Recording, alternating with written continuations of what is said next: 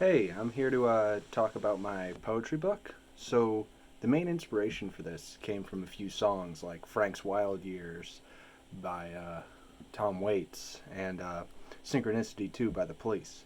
So, it's kind of tapping into this sort of ennui that people have with modern life. And what I did was created a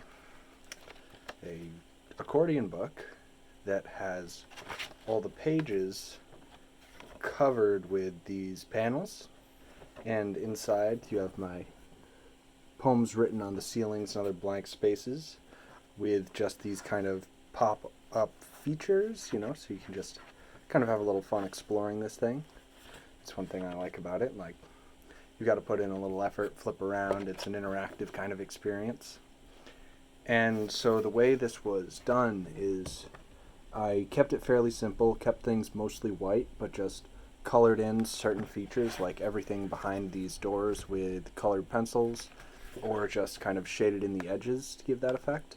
I think it just looks interesting, and once I had the finished product like all sketched out, all pen and penciled in, I was like, oh, I don't really want to paint this or color the entire thing.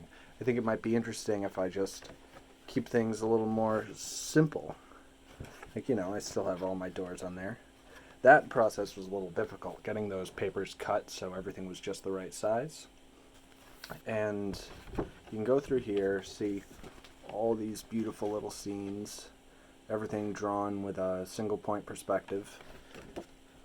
And it was a little bit difficult. I was a little out of practice with doing that.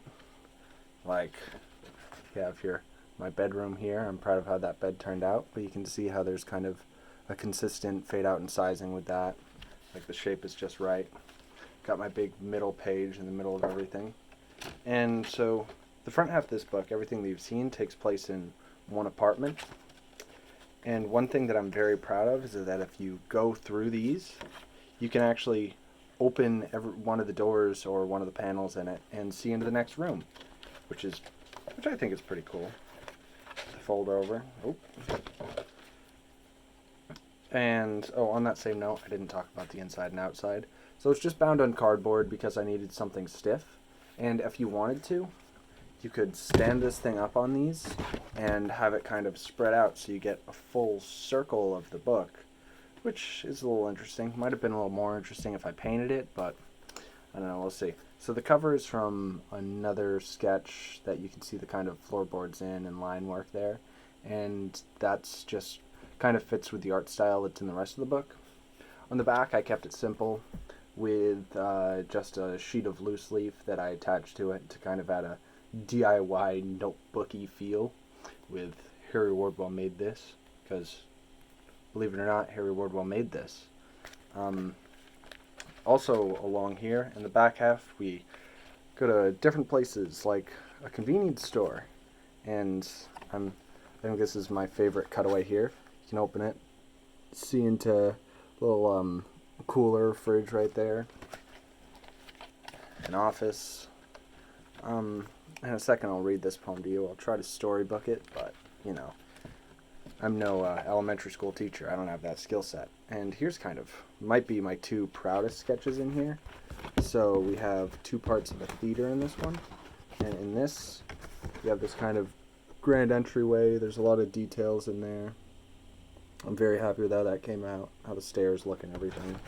And on the second one, I'm very happy with how this came out as well. A stage with the ending having the title of the poem there, and so on. And, let me get right into reading this. Oh, jeez. Very good.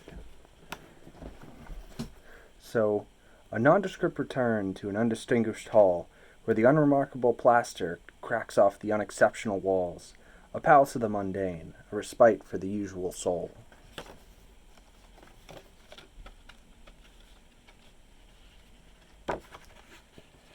Home, an approximate name for something I don't own. Somewhere someone else lets me stay. The burners are busted, but the AC's out of whack. I called my landlord. He said he'd answer right back. A little door into the next room there. Here's our living room, a place for the restless to rest, a place for the sleepless to sleep, where I can convince my guitar to sing, where the blue light of television murders the hours one by one.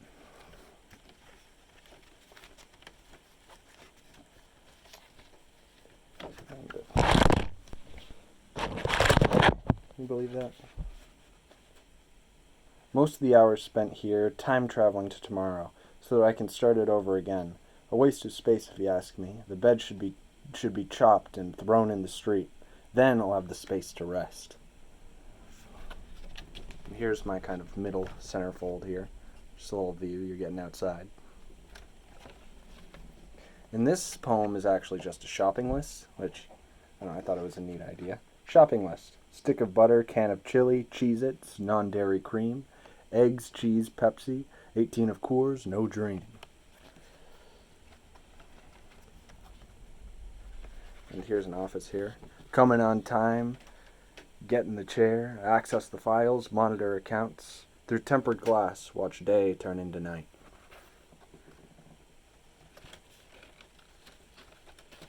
Now we get into the kind of escapist part of this. And this is going to be a little difficult because my poem is in a couple doors here. But walk into a dream, and all will be forgotten. For an escape is an escape, no matter the cost. Finally, to finish it off, just like I talked about a moment ago. And so on. Title of our poem. And that's that. Thanks for listening to this. I wish I could show this off and have you physically touch it, but oh well. COVID maybe. Timing. Whatever. Well, thank you. Have a good one.